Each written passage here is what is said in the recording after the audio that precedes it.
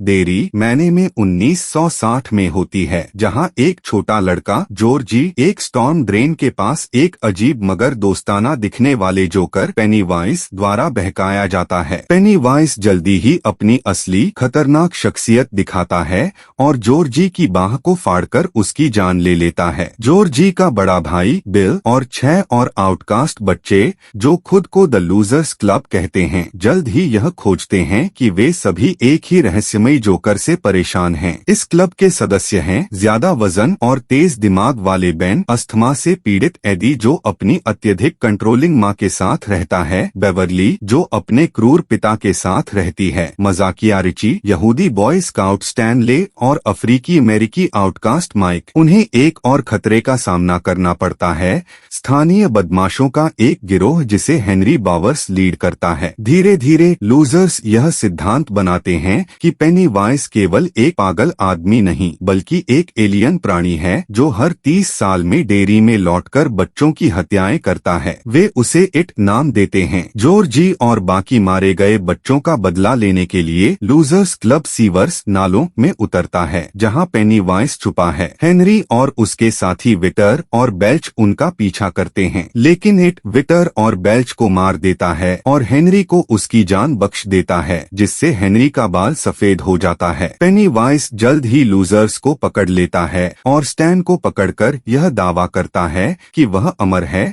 और बच्चों को खाता है, लेकिन लूजर्स समझ जाते हैं कि पेनीवाइज की शक्ति सिर्फ कल्पना पर आधारित है। वे इसी शक्ति का उपयोग करके उस पर हमला करते हैं। बेवर्ली एक सिल्वर प्रोजेक्टाइल से उसकी खोपड़ी में छेद कर देती है। पेनीवाइज जख्मी होकर भाग जाता है। 1990 में जब माइक, जो अब एक लाइब्रेरियन है और डेयरी में ही रहता है, एक छोटी लड़की लॉरी की संदिग्ध मौत की खबर सुनता है तो उसे एहसास होता है कि पेनीवाइज फिर से बच्चों की हत्या कर रहा है। माइक अपने 6 पुराने दोस्तों को वापस डेयरी बुलाता है। इस दौरान बिल एक हॉरर नॉवेलिस्ट बन चुका है और ऑड्रा फिलिप्स नामक एक अभिनेत्री से शादी कर चुका है। बेन एक आर्किटेक्ट है, बेवर्ली एक फैशन डिजाइनर है और एक हिंसक रिश्ते में है, रिची एक टीवी होस्ट है, एडी एक लिमोजीन सर्विस चलाता है और अब भी अपनी माँ के साथ रहता है। स्टैन एक रियल एस्टेट एजेंट है, लेकिन वह डेयरी लौटने से पहले आत्महत्या कर लेता है और खून से इट लिख देता है। बाकी 6 दोस्त पेनीवाइज द्वारा डराए जाने के बावजूद साथ में डिनर पर मिलते हैं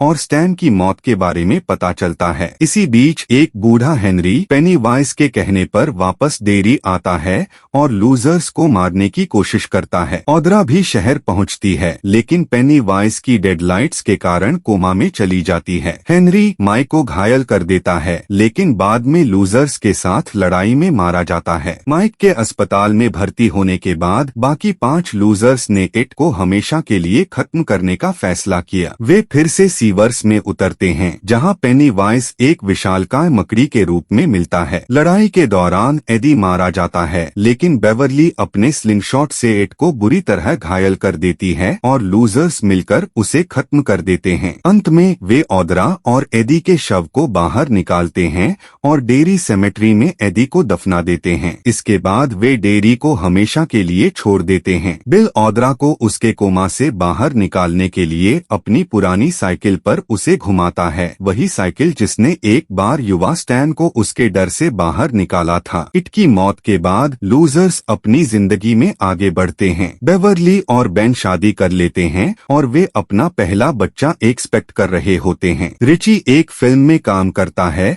और माइक पूरी तरह ठीक हो जाता है।